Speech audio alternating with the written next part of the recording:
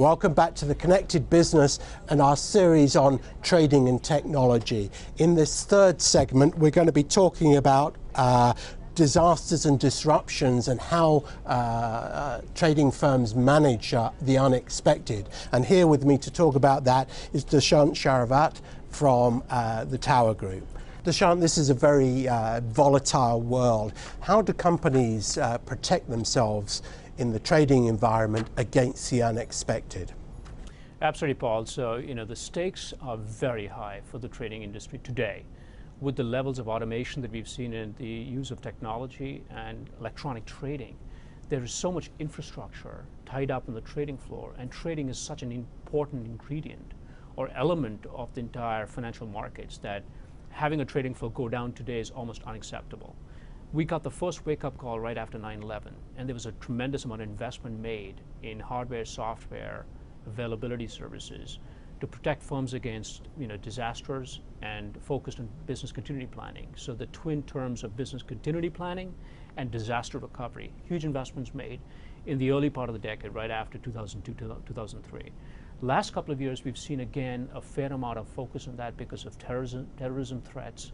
So all trading floors, whether they happen to be investment management companies or Wall Street companies, are spending a tremendous amount of money investing and making sure they're protected against these things. There are also, if I can just say, there are also sort of very interesting advancements being made by technology providers. So historically, you bought technology, software, hardware from one set of companies, and then you got various sets of services by other companies that you layered on top of this to protect yourself against these kind of disruptions. These smart firms that we're looking at, technology companies, telecom providers, connectivity providers, are embedding disaster recovery and continuity planning capability within the services they've been offering. So rather than buying a turret from firm A and then buying something else in terms of continuity planning from somebody else, you're actually looking at hardware providers and software providers embedding that kind of protection, so to speak, within the product offering. So you're buying a package of services and technology, exactly, rather than simply the technology. Absolutely. Yeah.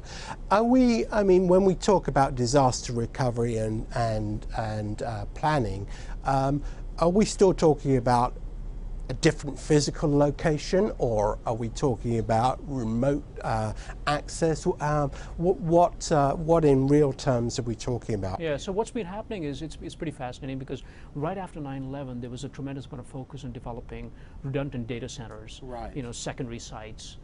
Then we had a lot of investment made in software like mirroring and backups of all kinds of stuff. Mirroring is simply reflecting reflecting the data in a different place. That's right. Storing it was a term that EMC, the largest storage company in the world, sort of they focused a lot on that.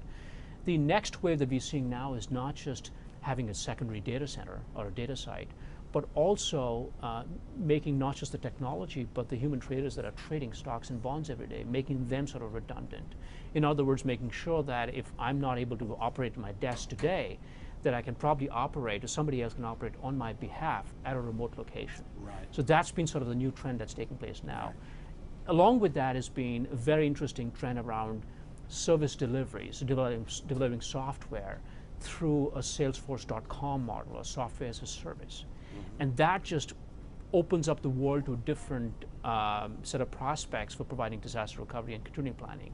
Because now, rather than having the trading software sitting on your computer on your desk, you're actually looking at a terminal that's purely displaying something, and the actual software running might be in a secure site 1,000 miles away. Right. So even if your trading floor today goes down, all you need to do is have some kind of a desktop elsewhere that could still connect back to your data, and exactly the same kind of capability that you had in the trading floor. Even if your trading floor has gone down or disrupted, you could almost go home, fire up your personal laptop, and connect to that backup site, because the software actually is sitting out there rather than sitting on your trading floor.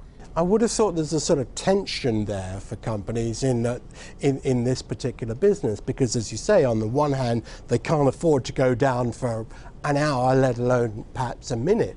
But on the other, trading is their business, and it's very proprietary.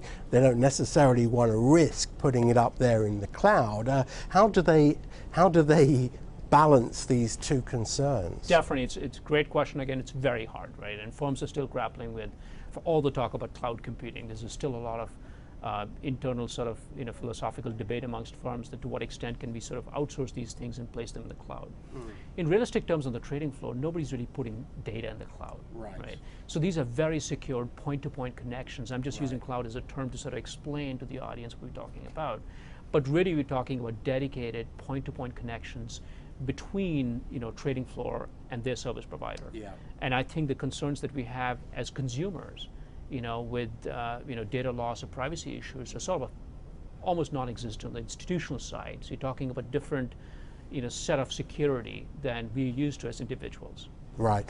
Are there other issues in terms of planning for the unexpected that companies are grappling with, having to deal with? Definitely. I think the other challenges firms are dealing with is, one, just like I said, the scale of investment they've already made. They can't afford to have that go down. Second trend I would say is with the expansion of markets into global markets, not just emerging markets, but frontier markets as well. Trading in Vietnam, trading in Eastern Europe, trading in Costa Rica, trading in Colombia. So across the world, investing in emerging markets and frontier markets. Now you've got to protect your data and your assets, not just in New York and Frankfurt and Hong Kong, but essentially in these frontier markets that is a different scale of challenge for investment management and Wall Street companies. Huge challenge from a BCP-DR perspective as well. Thank you very much. Interesting as usual. Our next segment, please come back and take a look at it. We're going to be talking about the changes in trading floor technology.